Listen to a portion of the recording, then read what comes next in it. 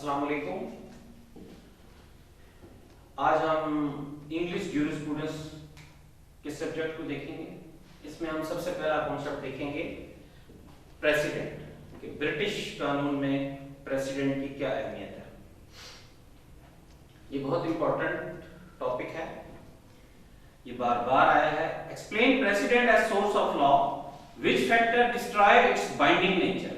Explain precedent, explain its kinds. What do you understand by precedent and its theories?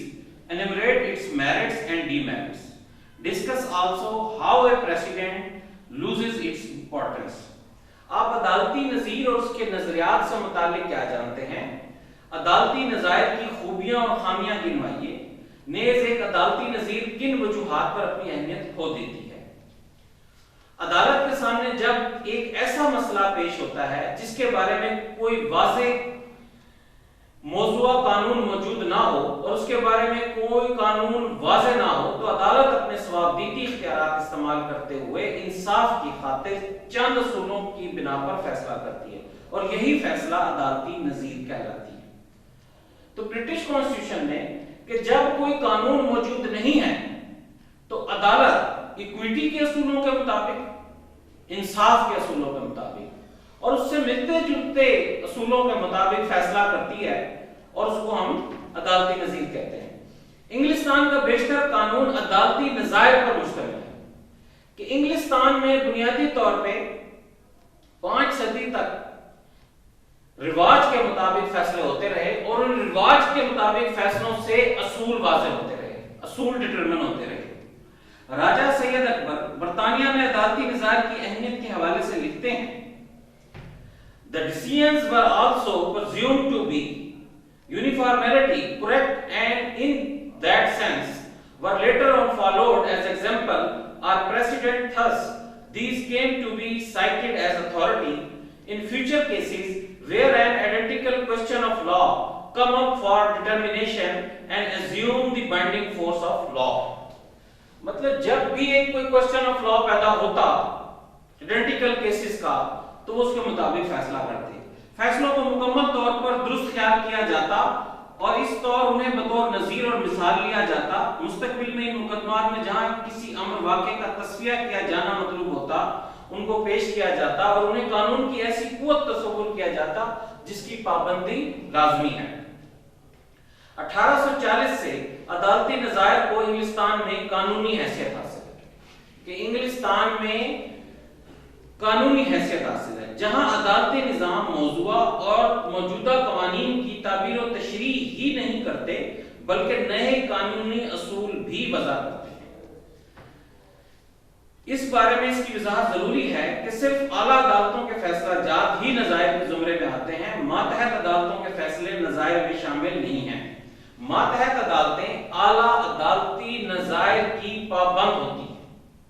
Common law का बेशतर हिस्सा अदालती नज़ायर पर मुश्तमिल है कि बरतानिया का जो निज़ाम है वो बुनियादी तौर पर उसको कहते हैं कि अनरिटन कानून। अनरिटन कानून इसलिए कहते हैं कि वहां रिवाज के मुताबिक जो उनकी अदालतों ने फैसले किए, जो असूल वज़ा किए, उसके तहत ही उनका कानून ने ग्रो किया है। तो उसमें जो बड़ी अदालतें फैसला करती हैं वो छोटी अदालतों पर लागू होता है, वो उसकी पाबंद होती हैं उसके मुताबिक फैसला करने की। यूरोप के कुछ ममालिक में अदालती नज़ायर को अहमियत नहीं दी जाती, ना ही मातहत अदालतें ऐसा करने की पाबंद होती हैं। ऐसा इस नीयत से किया जाता है कि हर अदालत अपने इख्तियारात में कोई फैसला करते हुए आजाद और खुद मुख्तार होनी चाहिए, ना कि वो किसी दीगर अदालत की पाबंद हो।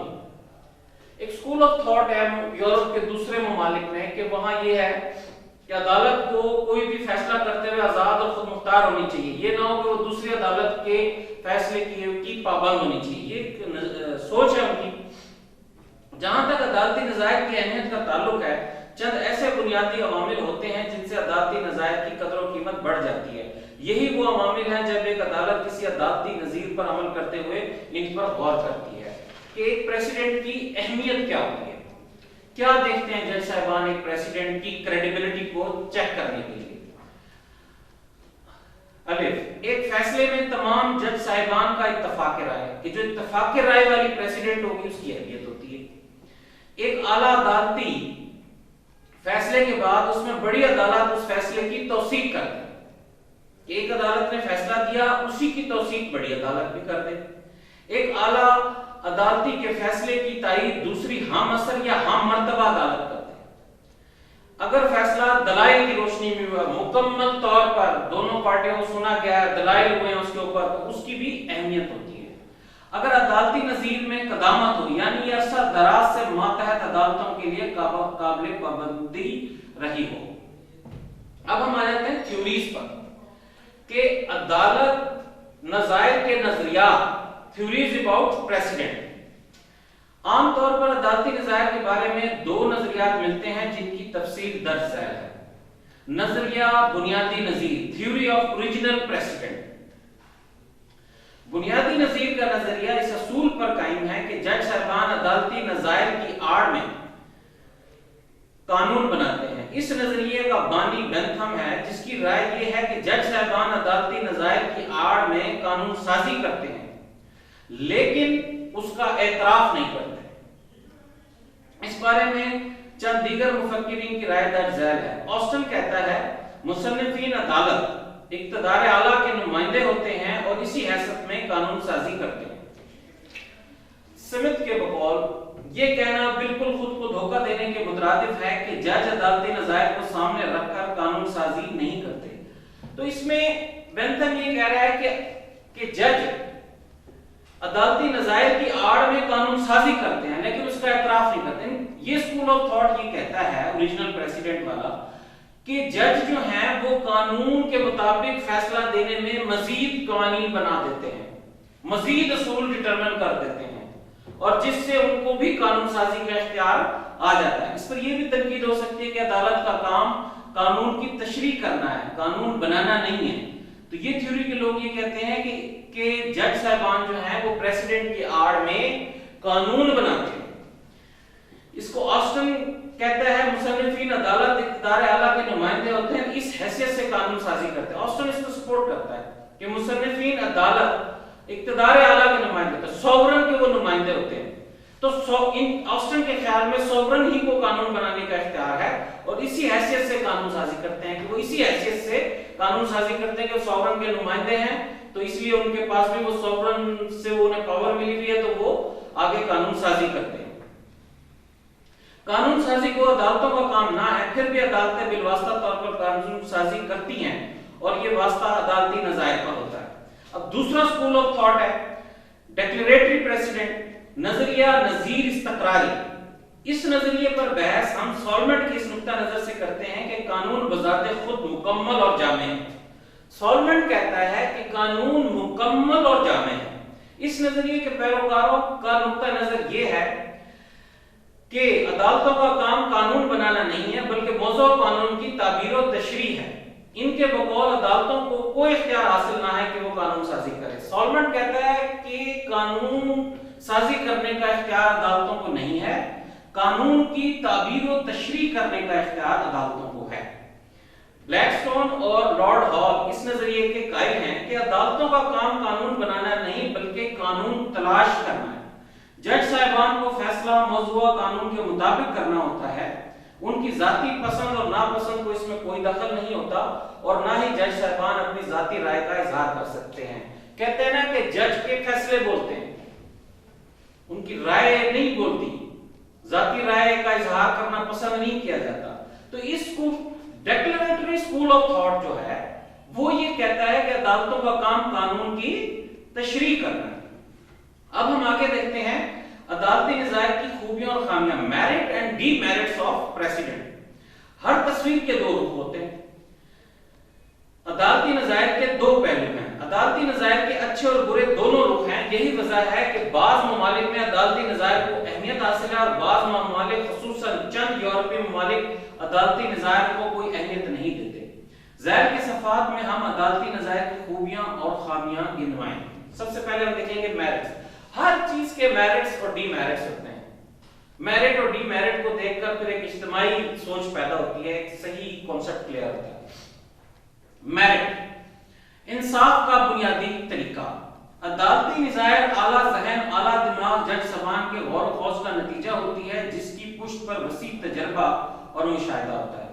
نظائر مکمل اور جامع ہوتی ہیں، جج صاحبان کا فیصلہ مکمل چھان بین انصاف کے اصولوں کے مطابق رسم و رواج مذہبی نقطہ نظر اور تاریخی حقائق کے بعد ہوتا ہے، لہٰذا ماتحت عدالتیں اس پر عمل کرتے ہوئے انصاف کے اصول کو آسان بناتی ہیں، گویا اصول انصاف کا یہ ایک فطری اور بنیادی طریقہ ہے۔ اب اس میں کہا گیا ہے کہ جو جج صاحبان ہوتے ہیں وہ جو بھی فیکٹر ایشو ہوتا ہے، جو معاملہ ہوتا ہے، وہ انصاف کے اصولوں کے مطابق بھی دیکھتے ہیں، اس میں ایکویٹی بھی آ جاتی ہے کہ انصاف کے اصول کیسے ہیں، رسم و رواج کے مطابق بھی دیکھتے ہیں، مذہبی نقطہ نظر سے بھی دیکھتے ہیں، تاریخی حقائق کے بعد بھی دیکھتے ہیں، مختلف چیزوں کا برٹش میں مختلف چیزوں سے وہ اس کا اندازہ لگاتے ہیں، لہذا ماتحت عدالتیں اس پر عمل کرتے ہوئے انصاف کے اصول کو آسان بناتی ہیں، گویا اصول انصاف کا یہ کہ جب وہ ایک فیصلہ کر دیتے ہیں ایک issue per determination of right کر دیتے ہیں، اس کی تشریح کر دیتے ہیں، تو نیچے والی عدالتوں کو آسانی ہوتی ہے کہ سیم میٹر ہے تو اسی طرح وہ اس کی تشریح کرتے ہیں، ڈٹرمنیشن آف رائٹ کرنے میں آسانی ہو جاتی ہے،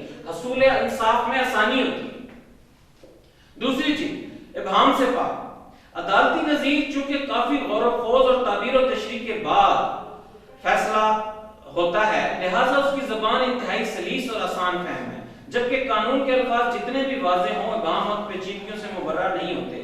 ماتحت عدالتوں کے لیے اسے سمجھنا اور اس پر عمل کرتے ہوئے اس کے مطابق فیصلہ دینا بہت آسان ہے کہ جو قانون ہوتا ہے وہ 2-4 لائنیں ہوتی ہیں، وہ بڑی اس میں پیچیدگیاں ہوتی ہیں اور اتنی واضح نہیں ہوتی، ہر قانون میں کوئی نہ کوئی تھوڑا بہت سکون ہوتا ہے، تو جو عدالتی فیصلہ ہوتا ہے وہ اس قانون پر غور و خوض کر کے لیجسلیٹر کی انٹینشن کو سمجھ کر، انصاف کے اصولوں کو سمجھ کر اس کی تعبیر و تشریح کی جاتی ہے، تو وہ جو ابہام ہے وہ دور ہو جاتا ہے۔ ججمنٹ میں ابہام نہیں ہوتا، ججمنٹ میں چیزیں کلیئر ہو جاتی ہیں، فیصلے سے چیزیں کلیئر ہو جاتی ہیں۔ موضوع قانون سے ہم آہنگی، ہر عدالتی نظیر کافی حد تک موضوع قانون سے ہم آہنگ ہوتی ہے، فیصلہ چونکہ کسی بھی موضوع قانون کی تعبیر و تشریح کے اندر رہ کر ہوتا ہے، لہذا اس کا موضوع قانون سے ہم آہنگ ہونا فطری عمل ہے، جس کمی کا احساس موضوع قانون میں ہوتا ہے، عدالتی نظیر اس کمی سے مبرہ ہوتی ہے، مطلب موضوع قانون سے وہ جو ججمنٹ ہوتی ہے وہ ہم آہنگ ہوتی ہے۔ جدید تقاضوں کے مطابق قانون کا ایک مسئلہ یہ ہے کہ یہ لچکدار نہیں ہوتا، قانون جب ایک بار موضوع شکل اختیار کر لیتا ہے تو اس میں تغیر و تبدیلی کی گنجائش نہیں ہوتی، خواہ حالات کیسے ہی کیوں نہ بدل جائیں، بدلے ہوئے حالات کے بعد اگر ان قوانین کی اہمیت ختم ہی کیوں نہ ہو جائے انہیں بدلا نہیں جا سکتا، گو پارلیمنٹ ایسا کر سکتی ہے لیکن اکثر ایسا نہیں ہوتا۔ دوسری طرف عدالتی نظیر بدلتے ہوئے حالات کا ساتھ دیتی ہے اور زمانے کے جدید تقاضوں سے ہم آہنگ ہوتی ہے کہ عدالتی نظیر جو ہے وہ جدید تقاضوں سے ہم آہنگ ہوتی ہے، اس کا ساتھ دیتی ہے، اس فیصلے میں تشریح کر دی جاتی ہے کہ یہ بات اس طرح ہے، یہ مسئلہ اس طرح ہے۔ قانون جو ہے وہ وقت کے ساتھ ساتھ پرانا ہو جاتا ہے، حالات اور وقت کا وہ ساتھ نہیں دے رہا ہوتا، لیکن عدالتی نظیر یہ ہے کہ وہ جدید تقاضوں سے ہم آہنگ ہوتی ہے۔ اس کا مطلب یہ نہیں ہے کہ قانون چینج ہو گیا، وہ اس قانون کے اصول کے دائرہ کار میں رہتے ہوئے ایک اچھی تشریح کی جاتی ہے، اس قانون میں جو بنیادی بات بتائی گئی ہوتی ہے اسی کے دائرہ کار میں رہتے ہوئے اچھی تشریح کی جاتی ہے، اس کا مطلب بتایا جاتا ہے، انٹرپریٹیشن کی جاتی ہے۔ اب آگئی خامیاں، نظائر کا باہمی اختلاف، اگر معاملات میں جبکہ یہ معاملات ایک ہی قسم کے ہوتے ہیں عدالتی نظائر مختلف ہوتے ہیں، یا تو ایک ہی اعلیٰ عدالت کا فیصلہ مختلف ہوتا ہے یا پھر 2 ہم مرتبہ عدالتوں کا اختلاف ہوتا ہے، ایسی صورت میں ماتحت عدالتیں تذبذب کا شکار ہوتی ہیں کہ کس نظیر پر عمل کیا جائے اور کس پر نہ کیا جائے۔ بعض اوقات تو ایسا ہوتا ہے کہ ایک ہی مسئلے پر اختلاف کی بھرمار رہتی ہے جو ماتحت عدالتوں کے لیے مسائل پیدا کرتے ہیں، بعض اوقات کسی ایک ایشو پر عدالتوں کی نظائر میں، عدالتوں کے فیصلوں میں فرق ہوتا ہے، جس کی وجہ سے ماتحت عدالتیں تذبذب کا شکار ہوتی ہیں۔ یہ اس کے ڈی میرٹس میں نمبر 1 ہے۔ नंबर 2, हादसाती वजूद। अदालती नज़ायर का वजूद हादसाती होता है। इससे पैदा शुदा बाज़ असूल गैर मंतकी होते हैं। बाज़ मुफक्किरीन इस इतराज़ की वजह से नज़ायर को कोई अहमियत नहीं देते। अदालती नज़ायर को तस्लीम करना मातहत अदालतों के लिए जरूरी नहीं है। बाज़ यूरिस्ट कहते हैं कि जरूरी नहीं। बाज़ ऐसे मामला जिसमें अदालती नज़ीर बनने का इम्कान होता है, बाज़ मजबूरियों के तहत आला अदालतों तक पहुंच ही नहीं पाते। गोया एक गैर अहम मसला आला अदालत तक पहुंचकर नज़ीर बन जाता है, जबकि एक अहम मसला आला अदालत तक पहुंच नहीं पाता। देखिए ये एक डीमेरिट है वाकई कि जो मसला आला अदालत तक पहुंच गया और उस पर आला अदालतों ने तशरीह कर दी तो उसमें तो आसानी पैदा हो गई, और जो मसला आला अदालतों तक नहीं पहुंच सका और उस पर तशरीह नहीं हुई तो वो मसाइल तो उसी तरह रह जाएंगे, उन मसाइल में तो आसानी पैदा नहीं होगी नज़ायर बनने की सूरत में। तीसरा, गैर मौजू नज़ायर। बाज़ अदालती नज़ायर मुकम्मल तौर पर गैर मौजू होते हैं।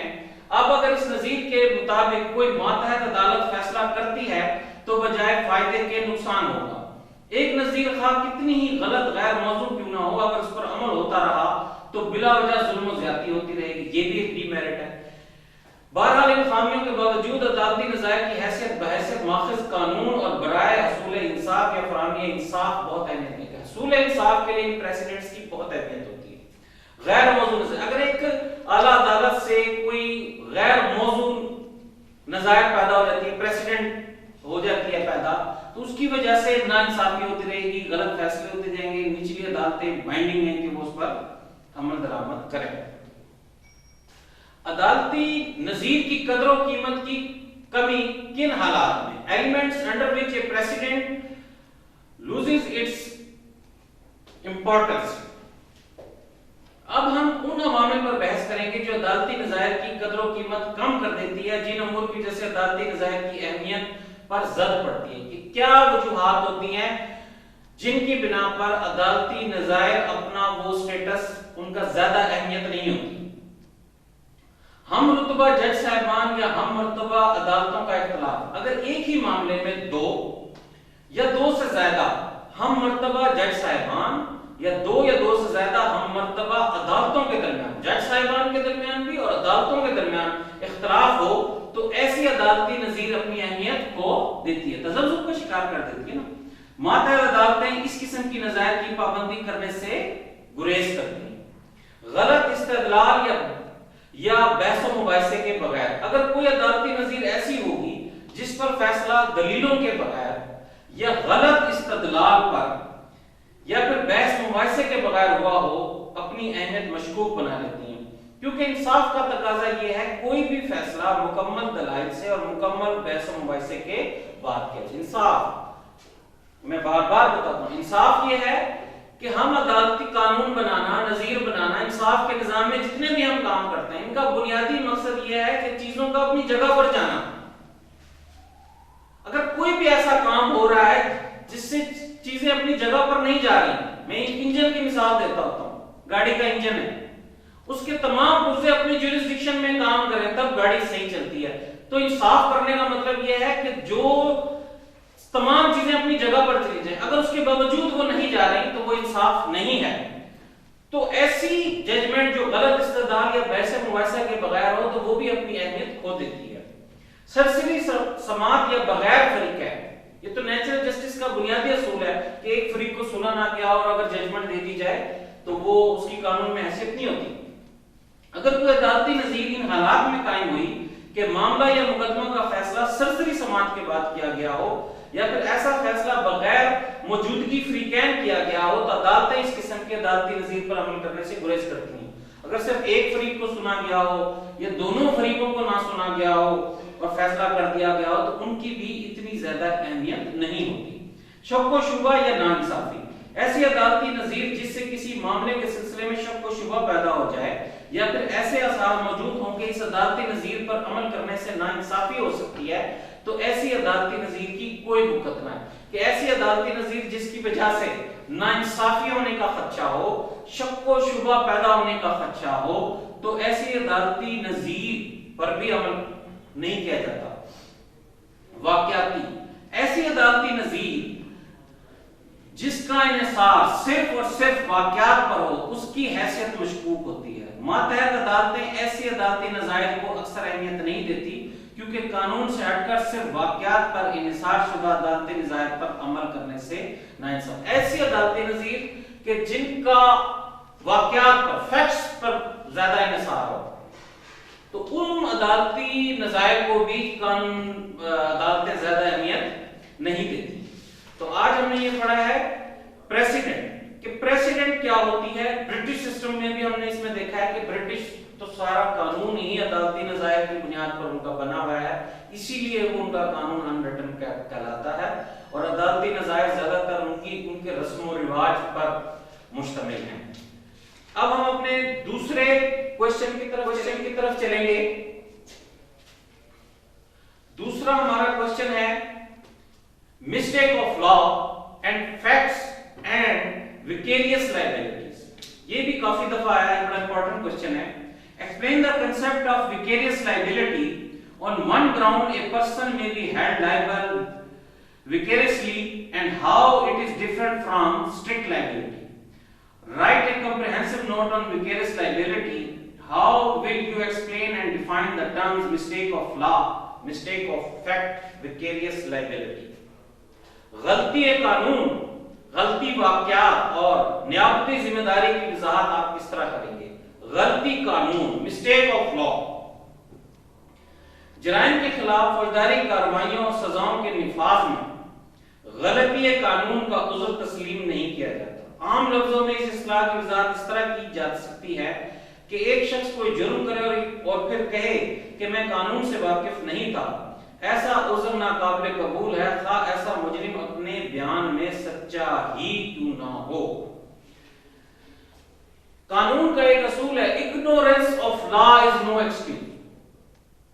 وہ کیوں کہ ہم لوگ ووٹ دیتے ہیں, ہم پارلیمنٹ منتخب کرتے ہیں اور وہ پارلیمنٹ قانون بناتی ہے, تو وہ بیسیکلی عوام نے ہی قانون بنایا ہے نا, تو وہ یہ چیز تسلیم کی جاتی ہے کہ وہ قانون عوام کو پتا ہوگا, باقاعدہ شائع ہوتا ہے بجٹ میں. تو قانون یہ اگر بہانہ مان لیا جائے کہ مجھے قانون کا پتہ نہیں تھا, ignorance of law is no excuse, تو پھر تو عدالتی نظام اور فیصلے کرنے مشکل ہو جائے گی کرمنل کیسز میں.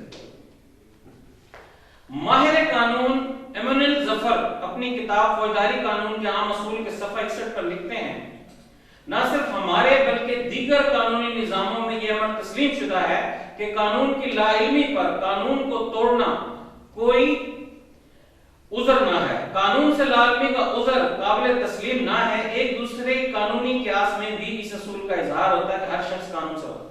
ignorance of law is no excuse, کہ کوئی شخص یہ بہانہ نہیں کر سکتا کہ مجھے قانون نہیں پتا.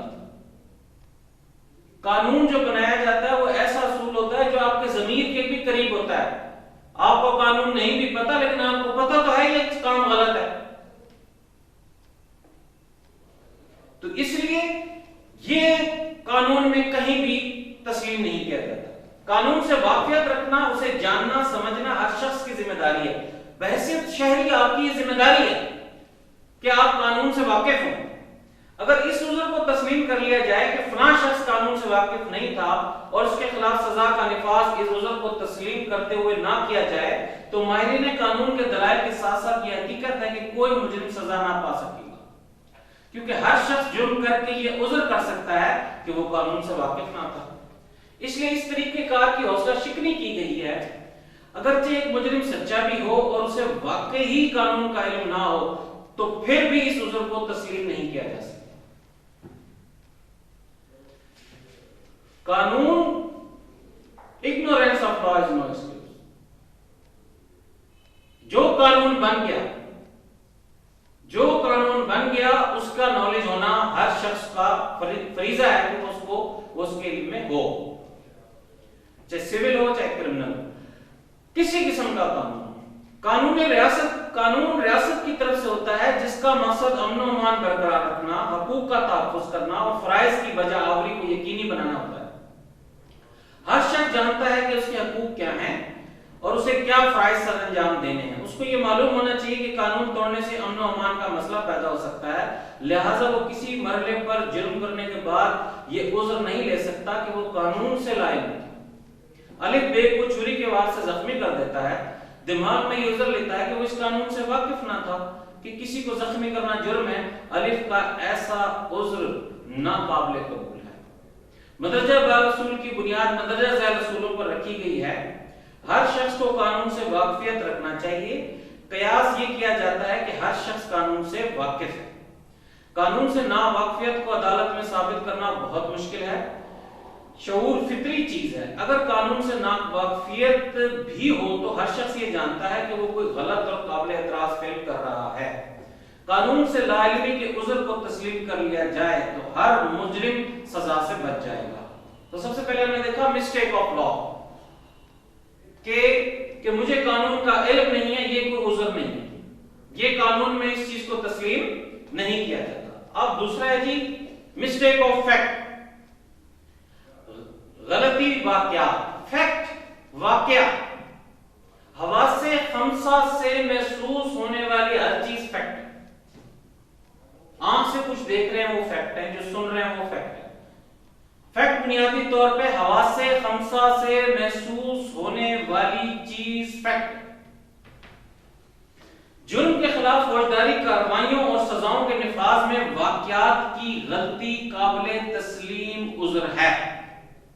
दरअसल वाकयात की गलती या उज़्र बराह रास्त इस असूल से मुताल्लिका है कि कोई भी जुर्म उस वक्त तक जुर्म ना है जब तक कि उसके पीछे नियत मुजरिमाना ना हो। जुर्म के इंग्रेडिएंट्स, सबसे पहली चीज यह है कि नियत मुजरिमाना होनी चाहिए जुर्म में। दूसरे में वो तैयारी करे, तीसरे में अटेम्प्ट होती है, तो चौथे में एग्जीक्यूशन है कि क्या हुआ क्या नहीं हुआ। तो किसी भी जुर्म को साबित करने के लिए जब वो अटेम्प्ट करता है तो ये साबित हो जाता है इसकी नियत मुजरिमाना थी और उसकी तैयारी भी साबित हो जाती है। एक शख्स अगर गलती वाकये की वजह से जुर्म का मुर्तकिब होता है तो लामाला उसका ज़हन मुजरिमाना ना था बल्कि वो जुर्म करना नहीं चाहता था। ऐसा जुर्म इत्तफाकी या हादसाती तौर पर हुआ। दीवानी कार्रवाइयों में ये उज़्र तस्लीम नहीं किया जाता। दीवानी कार्रवाइयों में ये उज़्र तस्लीम नहीं किया जाता मिस्टेक ऑफ फैक्ट का। अलबत्ता फौजदारी कार्रवाइयों में ये उज़्र तस्लीम किया जाता है, क्योंकि फौजदारी कार्रवाई में गिल्टी माइंड, उसकी नीयत होना जरूरी है। इन्हीं अमूर पर माहिर कानून एमनुएल जफर फौजदारी कानून के आम असूल के सफ़ा 63 पर बहस करते हुए लिखते हैं, In respect of the influence of ignorance or error upon legal liability, we have inherited from Roman law a familiar distinction between law and fact. By reason of his ignorance of the law, no man will be executed. But it is commonly said that inevitable ignorance of fact is a good defense. This, however, from an accurate statement of English law, it is much more nearly correct to say that mistake of fact is an excuse only within the sphere of the criminal law. कि criminal law में mistake of fact का जो असूल है उसको तस्लीम किया जाता है। हम अभी आगे देखेंगे कि एक शख्स की क्रिमिनल माइंड नहीं है और कोई वाकया हो जाता है जिससे कोई नुकसान हो जाता है किसी को, तो हम उसको उसका लायबल करार नहीं दे सकते।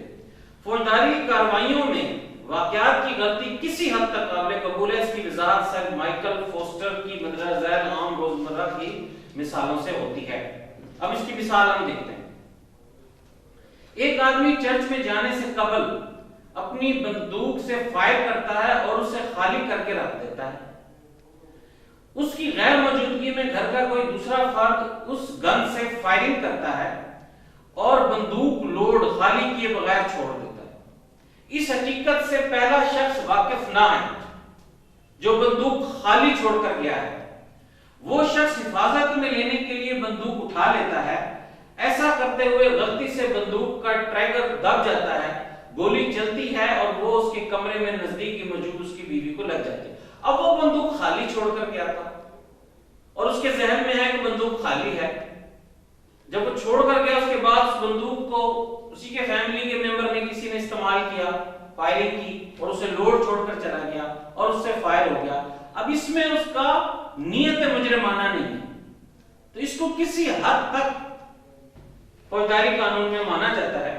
मौसूफ के नजदीक लाइलमी वाकयात का उज़्र लिया जा सकता है। पहला शख्स बंदूक का मालिक है, उसके पास माकूल जवाज है कि उसकी गैर हाजिरी में बंदूक को दोबारा लोड करके उससे फायरिंग करने का इल्म उसको ना था, क्योंकि जब वो चर्च में गया था तो बंदूक खाली करके गया था। वाकयात की गलती, ये वाकयाती गलती है। वाकयात की गलती के असूल की पुष्ट पे दरअसल ये असूल है कि जुर्म उस वक्त तक जुर्म ना है जब तक कि उसके पीछे मुजरिमाना ज़हन ना हो। वाकयात की गलती का उज़्र सिर्फ फौजदारी कार्रवाइयों की हद तक काबिल कबूल है, जबकि दीवानी कार्रवाइयों में इस उज़्र को तस्लीम नहीं किया जाता। दीवानी मुकदमात कतई जिम्मेदारी से मुताल्लिक होते हैं, स्ट्रिक्ट लायबिलिटी होती है इसमें, उसमें इस उज़्र को तस्लीम नहीं किया जाता। तो सबसे पहले हमने देखा mistake of law. Mistake of law में छूट नहीं है, लेकिन मिस्टेक ऑफ फैक्ट वाकयात में, सिविल मामलात में नहीं है, सिर्फ क्रिमिनल मामलात में। अब हम आगे चलते हैं नियाबती जिम्मेदारी, विकेरियस लायबिलिटी। नियाबती जिम्मेदारी का असूल फौजदारी कार्रवाइयों में नहीं बल्कि दीवानी नौयत की कार्रवाइयों में लागू होता है। आम फहम अल्फाज में किसी दीगर शख्स के अफाले बेजा की जिम्मेदारी किसी दूसरे शख्स पर डालना नियाबती जिम्मेदारी है। आम असूल यह है जो शख्स कोई फेल करता है वो ही उसका जिम्मेदार है, लेकिन दीवानी नौयत की कार्रवाइयों में उस शख्स के अफाल की जिम्मेदारी दीगर शख्स पर डाली जाती है। माहिर कानून इमानुएल जफर अपनी किताब फौजदारी कानून के सफा नंबर 65 पर लिखते हैं, आम और कुदरती तौर पर एक शख्स जो गलती करता है वो खुद उसका जिम्मेदार है। अगरचे कदीम और जदीद हर दो कवानीन नियाबती जिम्मेदारी के असूल को तस्लीम करते हैं, जिनके तहत एक शख्स को दूसरे के अफाल का जिम्मेदार ठहराया जाता है। नियाबती जिम्मेदारी, विकेरियस लायबिलिटी, इसमें एक शख्स को दूसरे शख्स का जिम्मेदार करा। जब एक शख्स किसी दूसरे शख्स को पावर्स देता है और उसके कहने पर वो गलत काम करता है तो वो उसका जिम्मेदार होता है। अब हम इसको तफसील से देखते हैं। नियाबती जिम्मेदारी का असूल बदरजा ज़ैल बुनियादी लवाजमात पर कायम है। मालिक अपने नौकर के अफाल का जिम्मेदार है। अगर उसने ऐसे अफाले भेजा मुलाजमत के दौरान किए, मालिक की सरी या मानवी इजाजत से किए या मालिक के मफाद के लिए किए। दूसरी एग्जांपल है, मुतवफ्फी के अफाल का जिम्मेदार वो शख्स है जो उसका हकीकी या कानूनी वारिस है। अलिफ जीम का कारिंदा है जो जीम की तरफ से कारोबार करे और दीगर अशखास से मामलात तय करने का इख्तियार रखता है। अलिफ एक सौदे के दौरान ये से गलत बयानी करता है जिससे ये को नुकसान से दोचार होना पड़ता है। यहां अगरचे फेल अलिफ ने किया लेकिन जिम्मेदार जीम है। जहां तक फौजदारी कार्रवाइयों का ताल्लुक है तो हर शख्स अपने अफाले बेजा जराइम का खुद जिम्मेदार है। ये फौजदारी कार्रवाइयों में इसका ये लागू नहीं होती विकेरियस लायबिलिटी कि अगर बाप ने कत्ल किया है तो बेटा भी जिम्मेदार है उसकी जगह। अफाले बेजा जराइम का खुद जिम्मेदार है। आम असूल यह है कि बाप को बेटे की जगह, बेटे को बाप की जगह कत्ल नहीं किया जा सकता, बल्कि कत्ल उसे किया जाएगा जिसने जुर्म किया है। अलिफ बे से एक मकान फरोख्त करने का मुआहदा करने और ज़र बयाना वसूल करने के बाद मुआहदे की तकमील से कबल फौत हो जाता है। जीम अलिफ का बेटा है, वो उसका कानूनी और हकीकी वारिस है। यहाँ नियाबती जिम्मेदारी के तहत बे जीम के खिलाफ तकमील मुआहदा मुख्तस का दावा कर सकता है। तो जो विकेरियस लायबिलिटी है इसमें फौजदारी में ये लागू नहीं होती और ये सिविल मैटर्स में लागू होती है। अब हम अपने तीसरे सवाल की तरफ आगे बढ़ेंगे। Difference between customary laws and conventional laws. What are the main differences between customary laws and conventional laws? कानून तो हमने पढ़ा है کہ رویوں کو کنٹرول کرنے کا نام قانون ہے۔ آگے ہم یہ دیکھتے ہیں کہ قانون رواجی اور قانون معاہداتی میں کیا فرق ہے۔ قانون کے آگے یہ اقسام ہیں۔ قانون رواجی اور قانون معاہداتی دونوں قوانین ہیں، لیکن اس میں بہت زیادہ فرق موجود ہے۔ ہر دو میں موجود اختلاف ہم درج ذیل چارٹ کی مدد سے دیکھ سکتے ہیں۔ رواجی قانون اور معاہداتی قانون میں فرق کیا ہے؟ رواجی قانون میں تعطل پیدا ہو جائے تو یہ ختم ہو سکتا ہے۔ دیکھیں، رواج ہمارے صدیوں سے اکٹھے رہنے سے، یوزز سے آتے ہیں، تو اگر ان میں رواجوں میں تعطل پیدا ہو جائے تو وہ رواج ختم ہو جاتا ہے۔ رواج وہی اچھا ہوتا ہے کہ جو تعطل پیدا نہ ہو اور چل رہا ہو۔ معاہدہ دو لوگوں کے درمیان معاہدہ ہوتا ہے۔ معاہدے کے درمیان جب وہ معاہدہ لکھتے ہیں اس میں وہ اصول وضع ہوتے ہیں۔ معاہداتی قانون میں تعطل اسے ختم نہیں کرتا، کہ اگر معاہدے قانون میں کوئی تعطل آتا ہے تو وہ اسے ختم نہیں کرتا۔ رواجی قوانین کے بارے میں عدالتیں خود کارروائی کرتی ہیں، کہ رواجی قوانین کے بارے میں عدالتیں، برٹش قانون تو ہے ہی رواج پر، تو رواج کے مطابق فیصلے دیتی ہیں۔ معاہداتی قوانین میں فریقین کو عدالتوں سے رجوع کرنا پڑتا ہے، کہ معاہداتی قوانین میں کہ جب ان کے درمیان یہ بات طے ہوتی ہے تو پھر وہ عدالت میں وہ معاہدہ لے کر جاتے ہیں، اس کے مطابق عدالتیں ڈٹرمینیشن آف رائٹس کرتی ہیں، دونوں پارٹیوں کے حقوق و فرائض کا تعین کرتی ہیں۔ رواجی قانون غلط اور خلاف اخلاق ہو سکتا ہے۔ رواجی قوانین جیسے ہمارے ملک میں بھی ہیں، رواجی قوانین بعض ایسے ہیں جو جرگوں میں اپلائی کیے جاتے ہیں، منی وغیرہ اس طرح کی چیزیں ہیں، تو رواجی قانون غلط اور خلاف اخلاق ہو سکتا ہے۔ معاہداتی قانون بظاہر غلط اور خلاف اخلاق نہیں ہوتا، مطلب بظاہر وہ زیادہ چانسز یہی ہوتے ہیں کہ وہ غلط اور خلاف اخلاق نہیں ہوتا۔ رواجی قانون رسم و رواج کی پیداوار ہے۔ جو رواج کا قانون ہے وہ رسم و رواج جسے عدالت تسلیم کر لے وہ قانونی رواج ہو جاتا ہے۔ تو رواجی قانون رسم و رواج کی پیداوار ہے۔ برٹش قانون جو ہے وہ وہاں کے لوگوں کے رہنے سہنے کے طور طریقوں کی پیداوار ہے۔ معاہداتی قانون معاہدے کی پیداوار، انٹرنیشنل لا تو زیادہ تر معاہدے کی پیداوار ہوتا ہے، دو ملکوں کے درمیان جو معاہدے اور جو اصول وضع ہوتے ہیں اس کے تحت ہی وہ رضامندی سے اس پر عمل کرتے ہیں۔ تو معاہداتی قانون جو ہے وہ ایک معاہدے سے وجود میں آتا ہے۔ اب یہ پراپرٹی کے معاملے میں آپ دیکھ لیں، کرائے کے معاملے میں دیکھ لیں، جب ہم معاہدے کرتے ہیں، شروع میں لوگوں نے معاہدے کیے تو سیکیورٹی نہیں لی، جب دیکھا کہ بھئی یہ بھی ایک مسئلہ ہوتا ہے، چھوڑ کے چلا جائے تو بجلی کا بل، گیس کا بل، پھر انہوں نے اس کو ڈال دیا۔ اسی طرح معاہداتی قانون میں گرو کرتا رہتا ہے کہ اس میں نئی نئی چیزیں آتی رہتی ہیں۔ رواجی قانون معاشرے کے لیے قابل پابندی ہوتا ہے۔ رواجی جو قانون ہوتا ہے، رواجی قانون، اس کے پیچھے معاشرے کا سوشل پریشر ہوتا ہے۔ خاندان برادریوں کے جو ہمارے رواج ہیں، اگر ہم ان رواج کی خلاف ورزی کریں تو پوری خاندان برادری اس کے اوپر ایک پریشر بلڈ کرتی ہے، تنقید کرتی ہے، وہ اس کے پیچھے ایک طرح کی ساورن پاور ہوتی ہے کہ رواجی قانون جو ہے وہ معاشرے کے لیے قابل پابندی ہوتا ہے کہ اگر آپ اس کی خلاف ورزی کریں گے تو معاشرہ ایک سوشل پریشر ڈیولپ کرتا ہے۔ معاہداتی قانون فریقین کے لیے قابل پابندی ہے۔ معاہداتی قانون جو ہے وہ دو فریق ہیں، وہ ان کے لیے قابل پابندی ہے، اور رواجی قانون کافی بڑا قانون ہے، وہ پورے معاشرے کے لیے، وہ پورے معاشرے کے لیے طور طریقے وضع ہو جاتے ہیں تو ان کے مطابق عمل کرنا ہوتا ہے۔ رواجی قانون کی افادیت مسلم ہوتی ہے، معاہداتی قانون کی افادیت غیر مسلم ہوتی ہے۔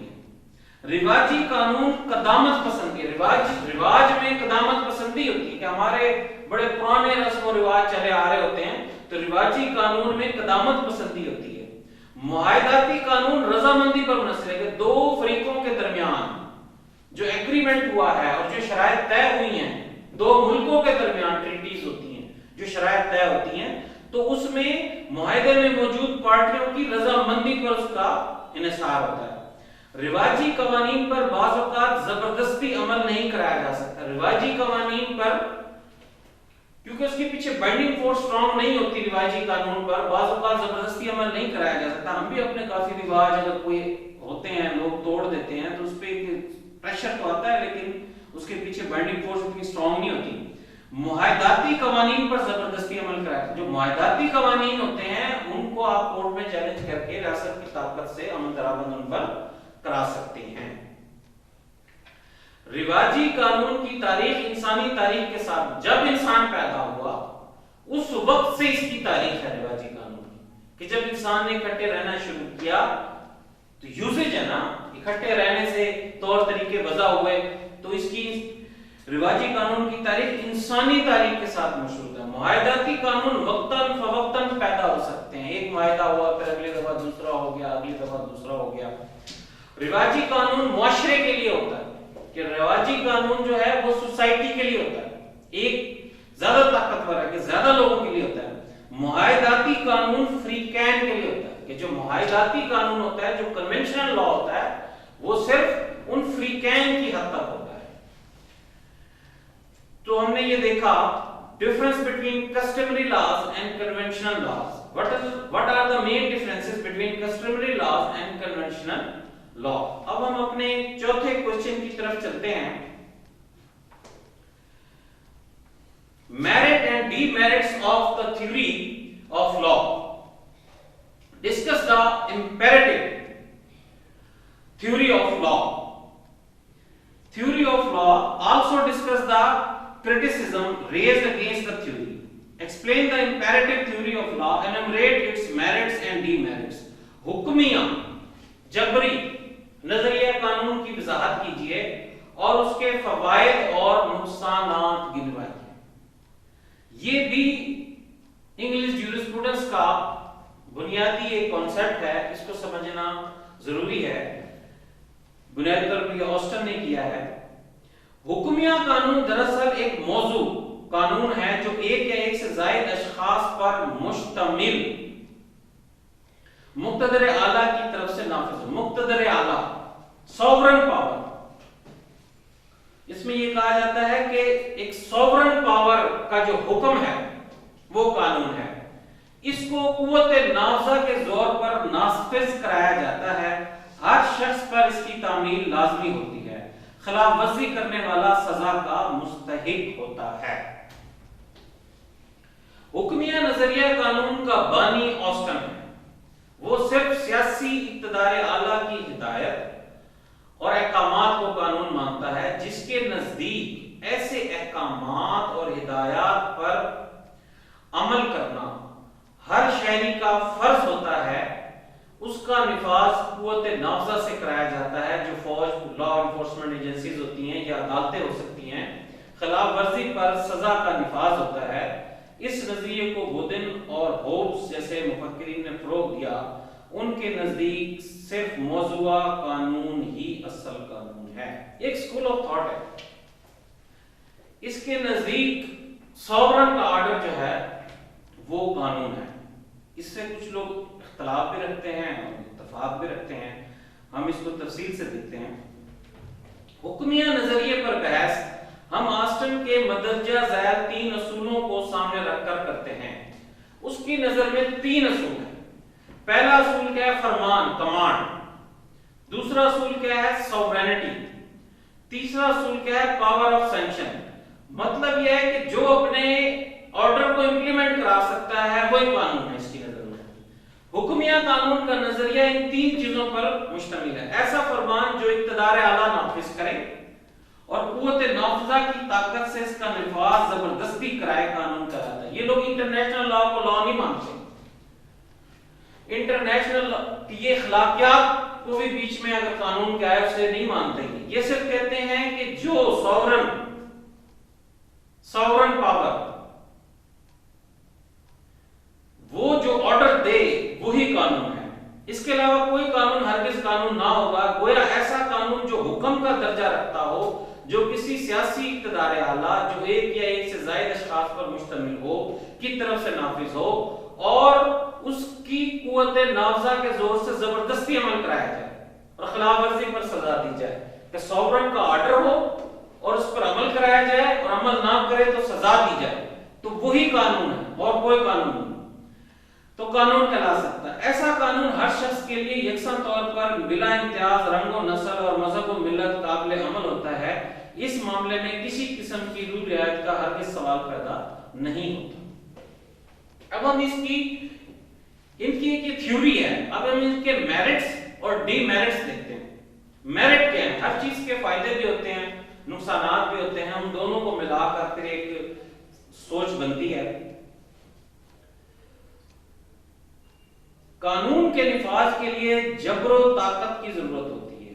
یہ جبر و طاقت ہمیشہ نظریہ حکمیہ قانون ہی فراہم کرتا ہے کہ کسی بھی قانون پر عمل درآمد کرنے کے لیے ایک جبریہ طاقت کی ضرورت ہوتی ہے۔ جیسے ہمارے ملک میں ہے کہ ہمارے ملک میں جب ہماری پارلیمنٹ قانون بنا دیتی ہے تو اس کے اوپر صدر دستخط کرتا ہے، صدر ریاست کا سربراہ ہے، جب وہ اس پہ دستخط کر دیتا ہے تو اس قانون کے پیچھے ریاست کی طاقت آ جاتی ہے۔ تو اس قانون پر جب کوئی عمل نہیں کرے گا تو اس کو سزا ہوگی۔ اب یہ ہم موٹر وے پر جاتے ہیں تو اگر ہم قانون کی خلاف ورزی کرتے ہیں تو وہ سزا کے طور پر لا انفورسمنٹ ایجنسیاں موجود ہیں جو اس قانون پر عمل درآمد کراتی ہیں۔ اگر جو عمل نہیں کرتا تو انہیں سزا کے طور پر وہ ایک چٹ دیتے ہیں، جرمانہ کرتے ہیں۔ تو یہ اس طرح ہوتا ہے۔ تاریخی اوراق پر ایسے کئی قوانین کا وجود ملتا ہے جو محض اس وجہ سے ناپید ہو گئے کہ ان کی خلاف ورزی پر سزا نہ دی جا سکی۔ ان کے بقول کہ بہت سارے قوانین ایسے تھے جو اچھے تھے لیکن اس کے پیچھے سوورن پاور نہیں تھی تو اس لیے وہ ختم ہو گئے۔ تاریخی اہمیت، اس نظریے کی تاریخی اہمیت بھی مسلم ہے۔ زمانہ قبل از تاریخ میں جو رسم و رواج قانون کا درجہ تھے ان پر زور اور طاقت کے ذریعے عمل کرایا جاتا تھا، گویا خود تاریخ نے اس نظریے کی تائید کر دی۔ زمانہ قبل میں جب معاشرہ ترقی کے ابتدائی مراحل میں تھا اس وقت سیاسی اقتدار اعلیٰ ایک شخص کے پاس ہوتا تھا اور وہ شخص طاقت کے بل بوتے پر معاشرے میں امن و امان کے قیام اور معاشرتی سکون کے لیے مقامی رسم و رواج جو اس قانون کا درجہ رکھتے تھے پر عمل کراتا تھا۔ اس طرح نظریہ حکم قانون کی تاریخی اہمیت مسلم ہے۔ اس اسکول آف تھاٹ کے مطابق کہ رسم و رواج پر کے پیچھے وہ سوورن پاور آتی تھی اور ان پر عمل درآمد کراتی تھی سزا کے خوف سے، اور جس کی وجہ سے ان کا نظریہ کی تاریخ بنتی ہے۔ یکسانیت، حکمیہ قانون کا نظریہ یکسانیت کا حامل ہے۔ اس نظریے کے تحت میرٹس اس نظریے کے تحت قانون ہر شخص پر بلا امتیاز رنگ و نسل، مذہب و ملت یکساں طور پر قابل پابندی ہے۔ اس معاملے میں کسی قسم کی روح رعایت کا وجود نہ ہے اور کوئی بھی شخص یہ کہہ کر چھٹکارا حاصل نہیں کر سکتا کہ اسے قانون کا علم نہ تھا۔ یہ ان کے بقول کہ اس حکمیہ نظریے میں یکسانیت ہے کہ جو قانون پر عمل درآمد کرایا جاتا ہے وہ سزا کے خوف سے کرایا جاتا ہے اور اس میں یہ نہیں دیکھا جاتا کون کس رنگ، نسل، مذہب سے تعلق رکھتا ہے، بس اس قانون پر عمل درآمد کرایا جاتا ہے، جو بھی اس کی خلاف ورزی کرے گا تو اس کو سزا دی جائے گی۔ جبر و طاقت، ہر شخص سے یہ توقع نہیں کی جا سکتی کہ وہ از خود قانون پر عمل کرے گا۔ اس اسکول آف تھاٹ کے بقول، آسٹن کے اسکول آف تھاٹ کے بقول کہ ہر شخص سے آپ یہ توقع نہیں کر سکتے کہ وہ قانون پر عمل کرے گا۔ لامحالہ قانون کی پابندی جبر و طاقت سے ہی کرائی جا سکتی ہے۔ آج کل کے ترقی یافتہ دور میں بھی قوانین کی پابندی رضاکارانہ نہیں کرائی جا سکتی بلکہ اس کے لیے طاقت درکار ہے۔ اگر قانون کی پابندی رضاکارانہ ہوتی تو دنیا کے کسی حصے میں جرائم نظر نہ آتے۔ یہ سزا کا خوف اور جبر و طاقت ہی ہے جو قانون پر عمل درآمد پر مجبور کرتی ہے۔ اس کے بارے میں سالمنٹ کی رائے قابل غور ہے۔ مذہبی اور اخلاقی قوانین کی پابندی تو رضاکارانہ طور پر ممکن ہے، ملکی قوانین پر رضاکارانہ عمل نہیں کرایا جا سکتا۔ تو آسٹن کے اسکول آف تھاٹ کے مطابق کہ لوگ رضاکارانہ طور پر قانون کی پابندی نہیں کرتے، اس کے لیے سزا کا خوف ہونا ضروری ہے۔ اب ہم آتے ہیں اس کے ڈی میرٹس پر کہ آسٹن کی تھیوری کے ڈی میرٹس کیا ہیں۔ اخلاقی قدروں کا فقدان، حکمیہ نظریہ قانون پر یہ تنقید اخلاقی مکتبہ فکر کے پیروکار کرتے ہیں جن کے مطابق اخلاقیات قانون کی اساس ہے۔ ہر قانون کی وجہ تخلیق اور مقصد تخلیق میں اخلاقیات کا بہت زیادہ عمل دخل ہوتا ہے۔ हुक्मिया नजरिया कानून में अखलाकी कदरों को बिल्कुल पसे पुश डाल दिया गया है। जब तक मुआशरा अखलाकी कदरों पर कायम नहीं होगा उस वक्त तक वो हरगिज तरक्की नहीं कर सकता। जबकि हुक्मिया कानून का नजरिया अखलाकियात को ज़ेरे बहस नहीं लाता, इक़्तिदार आला के हर गलत या सही हुक्म को कानून का दर्जा देता है। अभी जो इनके क्रिटिक्स हैं अखलाकियाती स्कूल ऑफ थॉट के, वो ये कहते हैं कि बेसिकली जो इखलाक ज्यादा जो असूल ज्यादा अखलाकी कुव्वत हासिल कर ले वो कानून बनता है। कि इसमें अगर कोई गलत शख्स सॉवरन बन जाता है तो वो असूलों पर अमल करा के अपना जबर कायम रख सकता है। तो कानून के अखलाकी नुक्ता नजर को भी देखा जाए कि अगर एक कानून के पीछे अखलाक की ताकत होगी तो भी वो स्ट्रांग होगा। सिर्फ एक सॉवरन का जबरन हुक्म ही कानून नहीं है। आप ये देखें कि जब बैनुल-अक़वामी तौर पे खारजा पॉलिसी के तौर पे हम ऐसा मौका अपनाते हैं जिसपे ज्यादा से ज्यादा लोग हमारे साथ हो, वो इंसानी हकूक के करीब होता है, वो इखलाकी मौक़िफ़ होता है। तो इखलाकी स्कूल ऑफ थॉट इस पे क्रिटिसिज्म ये करता है कि इखलाकियात को आपने कानून से बिल्कुल निकाल दिया। इखलाकियात को भी कि कानून ऐसा होना चाहिए, ऑर्डर ऐसा होना चाहिए जो इखलाकी तकाज़ों से भी मैच करे। सजा का अदम म्यार, हुक्मिया नजरिया कानून पर यह एतराज भी किया गया कि इसमें सजा का कोई म्यार ही ना है। जब कोई जुर्म करता है तो उसे बहुत मामूली सजा दी जाती है, जब कोई दूसरा शख्स जुर्म करता है तो उसे सख्त सजा दी जाती है। कहीं तो गैर मुनासिब सजा का इतलाक मुनासिब सजा की जगह होता है और कहीं मुनासिब सजा का इतलाक गलत सजा की जगह पर कर दिया जाता है। ऐसे माशरे में अदम यकसानियत पैदा होती है, हसूल इंसाफ की राह में ये रुकावट बनता है। स्कूल ऑफ थॉट के बकौल के सजा का मेयार यकसा होता है, लेकिन जिस शख्स को आपने पावर दी है वो हुक्मिया नजरिए के तहत किसी वक्त में ज्यादा सजा दे देता है, किसी वक्त में कम सजा दे देता है, क्योंकि उसका कहा हुआ हर हुक्म कानून का दर्जा रखता है। जबर तशद्दुद नहीं बल्कि हसूल इंसाफ। कानून पर तीसरा एतराज यह है कि हर शख्स इस पर अमल सिर्फ जबर तशद्दुद और सजा के खौफ से नहीं करता, बल्कि इस वजह से भी करता है कि वो इंसाफ का मुतलाशी है और चाहता है कि कवानीन पर अमल करे। कि एक तनकीद यह है कि लोग कानून पर सिर्फ जबर और तशद्दुद के जरिए ही अमल नहीं करते, बल्कि हसूल इंसाफ के लिए भी अमल करते हैं कि हमें इंसाफ मिलेगा इसलिए हम कानून पर अमल कर रहे हैं। नंबर 4 पर है आला तबके का मफाद। इस नुक्ता नजर पर यह भी इतराज किया जाता है कि इसमें आला तबके का मफाद पनाह है। आला ओहदेदार, सरमायादार, जागीरदार कानून को अपने मफाद में मोड़ लेते हैं। खसूसन हुकूमत में शामिल आला ओहदेदार और वुज़रा कानून की मदद से साफ बच निकलते हैं।